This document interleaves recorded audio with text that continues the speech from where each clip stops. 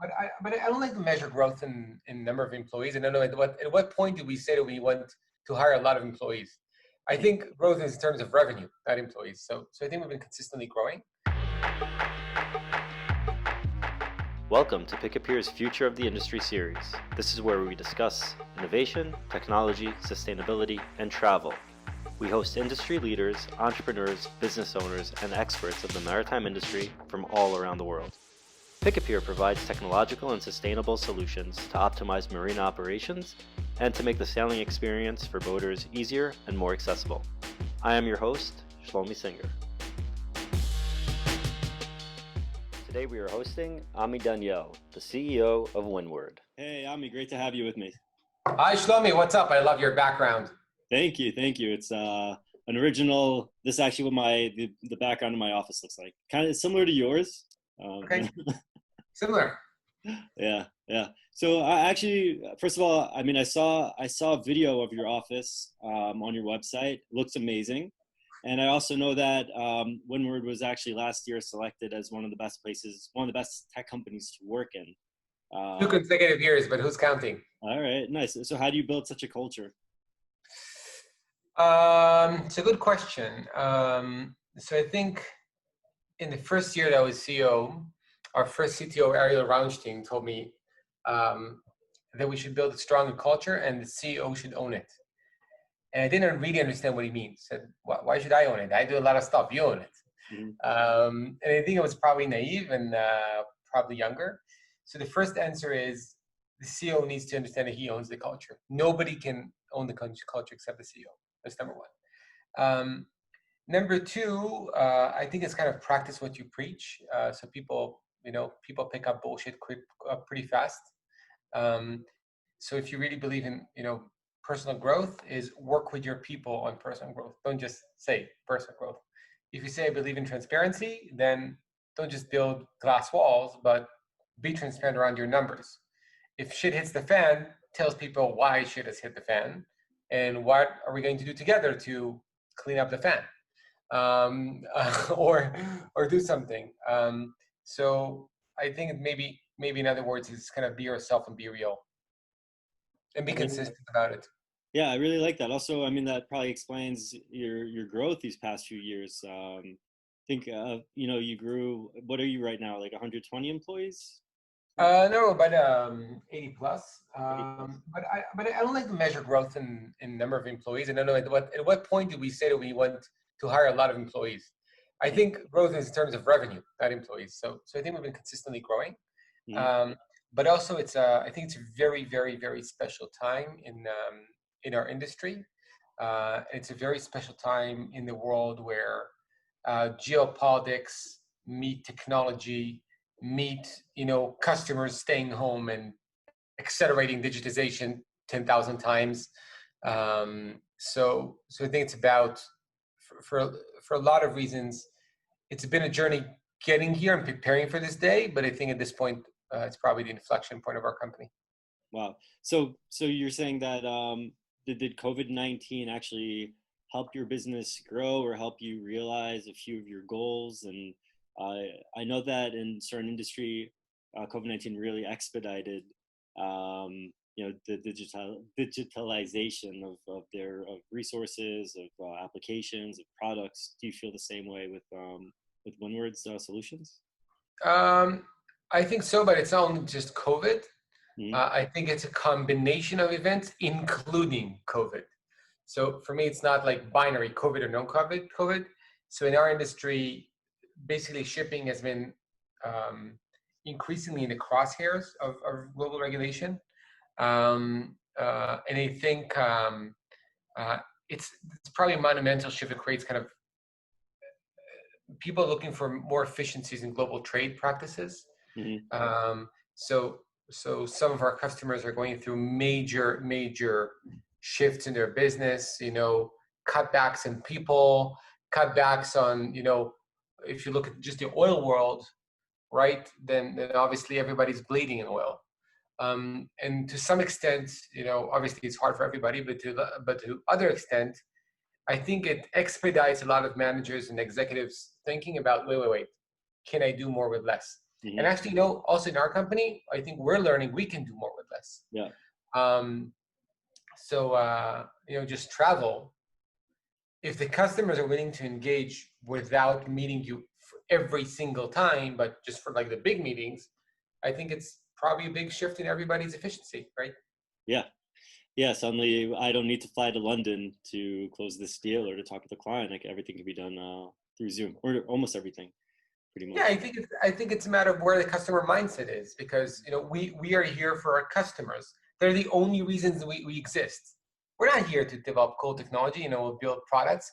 We are here for them to prosper. We are here for them to be more efficient, more effective, to reach their goals, to make more money, or stay out of harm's way. And I'm not sure that many people think of themselves the same way in this sense. I agree. So where did the idea for Windward come from? Like, where did it start? How did it start? Well, it's been a long while ago. So we started, both my co-founder and myself were both in the Navy, and we left the Navy. We thought it was a great opportunity in combining technology and shipping, basically, but even more specifically, was the first real days of commercial AIS and radar imagery and optical imagery, 2008, 2009, before we even built the company, 2010. And we thought that combination could kind of shed light on what's really happening on the seas. And I think that's been the guiding light, if you will, in our journey. And as companies evolve, we've been spiraling around that lighthouse.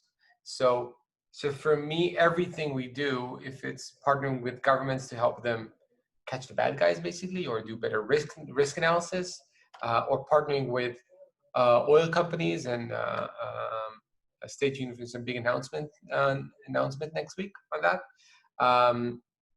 or partnering with insurance companies, or looking at or partnering with banks. It's all about the same thing. It's different aspects and different versions and different perspectives on shedding light what's really happening on the seas. Obviously, hopefully, increasingly more professional. So, but one of the things actually that I read on your blog post was that that you helped catch a $500 million drug ship, right? A ship with $500 million worth of drugs. So I mean, is it, so you work with governments to help them, to assist them with that type of activities as well? Yeah. So basically, I guess I can't take credit for helping them. We build technology, and they help themselves. So I think it's a big difference. We're not in our customers' shoes. If we work with the government, they have the expertise, and they're operating the platform, and they are succeeding. We are only empowering them to succeed. We give them technology to help them, see better, analyze deeper, collaborate better, and the same is true for every part of our business. But yeah, we're pretty proud of the fact that we're making an impact on the world's security and safety. Yeah, also said something about North Korea. That in many aspects, yeah, we've been partnering with the UN Security Council for 3 years now. Wow. So if I take a step back, then think of it as a constant cat and mouse game, where the bad guys get better all the time. Yeah. Hopefully, also the good guys get better all the time. Hopefully. And 2 or 3 years ago, we connected with the UN. It's called the Panel of Experts of the UN Security Council. And through our technology, they picked up the fact that the DPRK has been using all kinds of tactics and shipping to deceive, to avoid sanctions, and deceive international bodies. And through working with them and empowering them with our technology, they came up with a term called deceptive shipping practices. Nice. And they put it out in a bunch of reports that really got great impact around the industry. In the last 18 months or so, the U.S. Department of Treasury and State Department, called basically OFAC,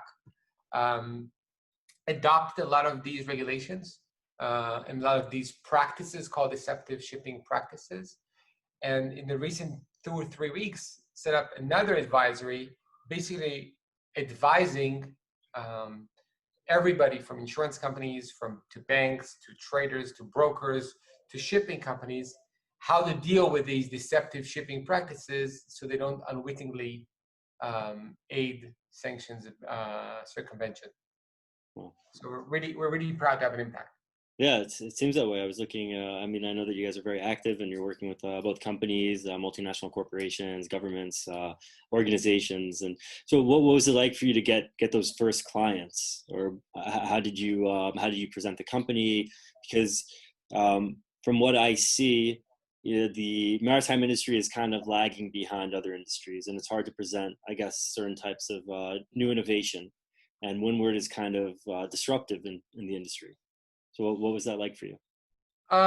First of all, it is like that for me. It was not like that for me. Mm-hmm. And I think it's an important emphasis. So back in October, I think, in the days we could actually fly and meet people face to face. Remember these days? It was. Yeah. Um, Back so in my memory, I remember that. Yeah. yeah, back in the day, I flew into the Global Maritime Forum meeting in Singapore, which is basically they call it the Davos of shipping. Okay. And it's quite good. There were about 250 CEOs there. Mm-hmm. From the CEO of Maersk tankers, Maersk, the Maersk line, the carriers, people from the International Group of P&I clubs, people from Shell, you name it, basically. Mm-hmm. Most of the leaders, let's say 60-70% of the senior C-level executives that mean something in the space. Mm-hmm. So they did a great job. Mm-hmm. But I think what was amazing, kind of in hindsight, is the fact there were only 2 tech companies, maybe 3 tech companies, out of 250 people. Wow. And obviously I was one of them. So I think it shows you how much room for growth and optimism is in this world. Mm-hmm. Because the potential is untapped. Other people might be less optimistic than I am and say, well, it means the spend in shipping and maritime is less than what it should be. Mm-hmm. But I see the growth and the potential impact. And if these companies are not spending enough money, that's because we, the tech companies, have not yet, proved our worth and showed them why this makes sense. So. Yeah, I totally agree, and the fact that, but also you're backed by really serious investors. If I'm not mistaken, Mark Benioff invested in Windward, and so what was it like pitching Windward to them? How did you present the value to them about, look, there's untapped potential over here. I could see things that maybe you're not from the maritime industry, so how do you present it to them, the opportunities? First of all, like everything, you should. When I connect with people, I try to connect to their personal angle. Mm-hmm. So I don't want to talk about Mark just because I obviously have tremendous respect to him.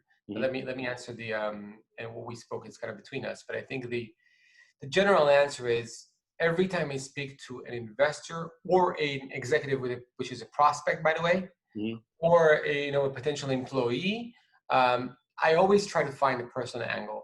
So it's not about us, Windward, or me, Ami. It's about finding that one thing that connects us. Mm-hmm. What can we find in common? Do we both like sailing, or we're both in the Navy? Do we have a dad that did something? Do we read the same books? Do we like the same music? Do we go to the same synagogue? Do we know a person in common? And you would be surprised. Do your research. You do a serious amount of research before you like LinkedIn, Google, and Facebook and stuff like that. Yeah, but my approach is maybe a bit different than other people. I constantly consume information. Okay. So I don't believe that you have a big meeting and you read towards that meeting. So kind of my method is every 3 to 6 months I try to identify what's the next big thing I need to be better at.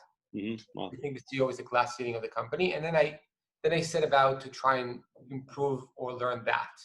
When I do that, I have a method of doing that. So number one is, obviously market research. Number two is I find the top 3 or 5 influencers on LinkedIn and I connect to them and I follow what they read and write. Mm-hmm.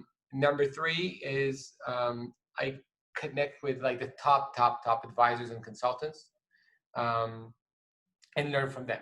Number four is I see who I can hire who can teach me that. And then I read about all the companies in the space, and I try to find uh, colleagues or executives I know and talk to them about that.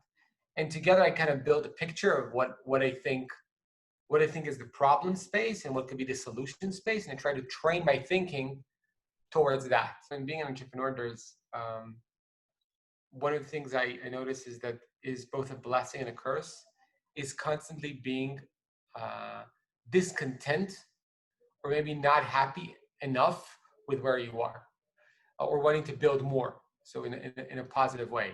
Mm-hmm. So yeah, we passed a while back, we passed the $10 million mark of sales. You want to get more. When you pass 20, when you do this milestone. So for me, it's constantly a constant journey of learning and a constant journey of self-improvement and self-introspective. And these methods is what helps me, what helps us as a company as well, because you said culture. So yeah, I was going to say the exact same thing with the culture. It seems like you really, so your personal development and what you're growing as well, and that's what's also inspiring the company to grow as well. That's what it seems like. I can't say about myself, but I think I can say about it from inspiring or not. But I demand of myself to constantly improve, and I've also learned that a lot of people. I did my podcast with a guy called Paul Jennings, which was the chairman of NEPIA, the North of England. Sorry, the CEO of NEPIA, North of England P&I, the chairman of the International Group of P&I Clubs. Okay. Or in other words, the guy leads a group that underwrites 90% of the world's tonnage in shipping. Okay.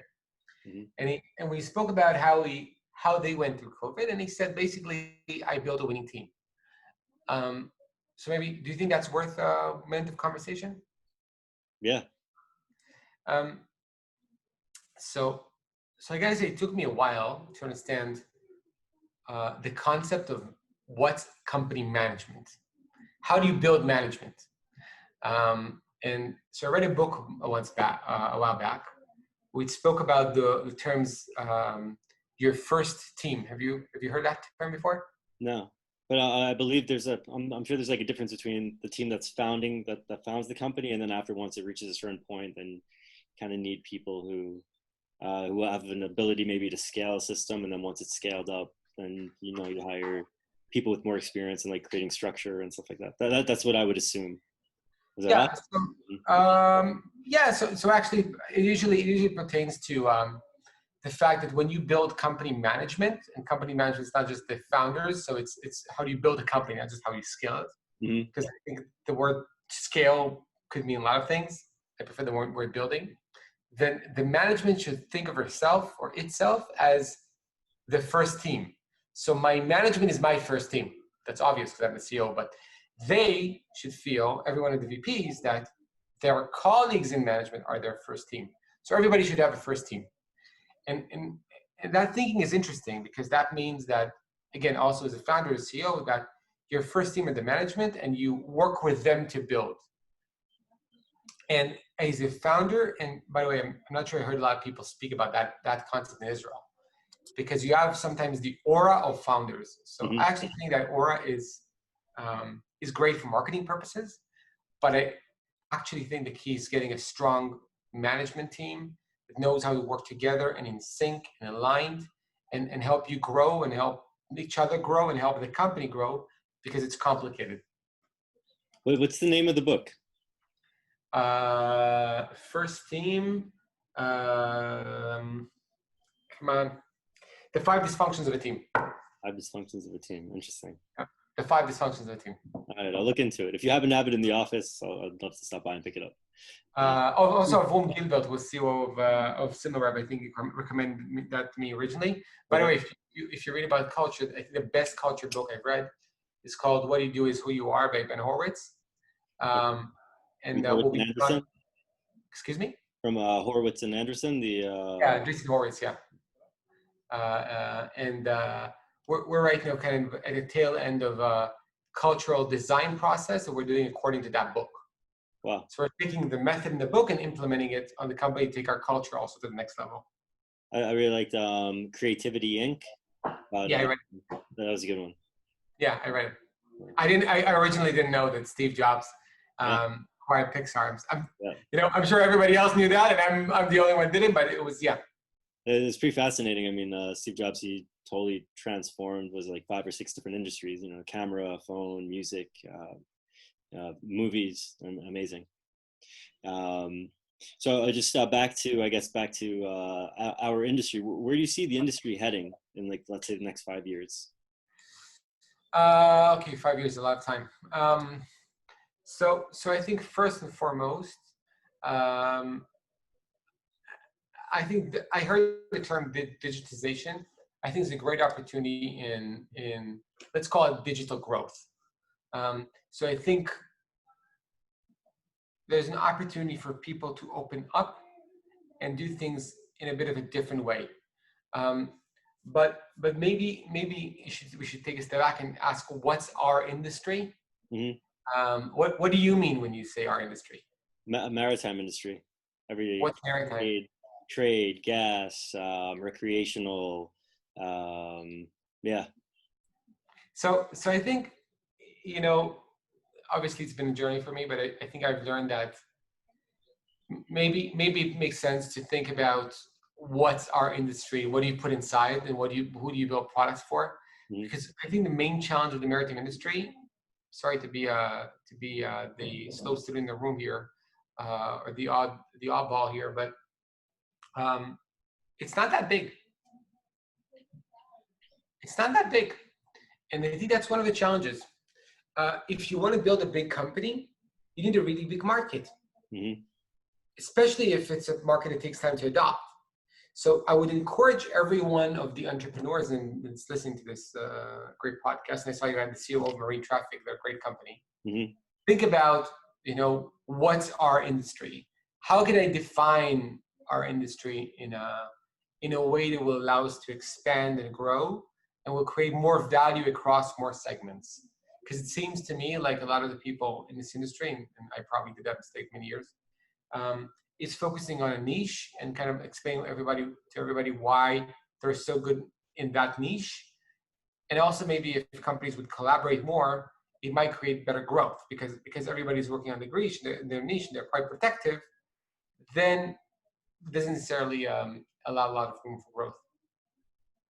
So what I see a lot of collaboration, I see a lot of digital growth, but I also see boundaries being broken, and these descriptions, definitions of industry changing and growing. So Nice. Another question: do you see the difference between, or not? It's not really a difference, but with the whole COVID-19, I think there was a lot of awareness about the importance of localization, buying local food, trading locally, rather than going on a global level. Do you think something like that might affect the shipping industry? So I think the term I'm hearing is deglobalization, or using kind of feeding the people of maximized or maxed out maybe global optimization of global supply chains and going regional versus global from now on. I'm sure it will change the shipping patterns. By the way, it already had changed the shipping patterns. We're seeing it a lot. However, for me, shipping as a whole is moving trade, and you can see a lot of blank sailings right now in the container industry, Mm-hmm. right? I think oil will remain global because you have no choice. I think where you'll see it is what's called containerized trade. So you would see prices probably going up, but people looking at how supply chains can become more resilient. And I actually think it's a supply chain is a big opportunity now. And but I also think it's equally complicated, a very complicated subject. And I would recommend the book of Parag Kahana called Connectography, that speaks about Connectography. Yeah, Parag is great, and he has a thing with maps. So he's like a genius in maps. So if you look at connectography, it really talks about how is the world connected via different supply chains and fiber optics and so forth. So I think would be great perspective. It's really timely to read it right now. I'll look into that. I'd love to stop by your personal library and pick up a few books if that's a problem. My personal library is in my Kindle and in my head. Oh, wow. I still have a problem with Kindle. I need the physical book. Really? I love Kindle. I need to physically feel it, move pages. Yeah, I use Audible when I drive. So I listen to books when I drive, and I read books on Kindle. And I discovered the FT is one of the best outlets out there. So put it on fast forward a little bit, like 1.5 speed, and then I do 1.2 because I'm not smart enough for 1.5. I mean, this has been great, man. Thank you so much. Rami, thanks much. Cheers. Take care. Thank you for watching our Future of the Industry series. Be sure to follow us and subscribe to our channel to receive more great and relevant content from industry leaders of the maritime industry.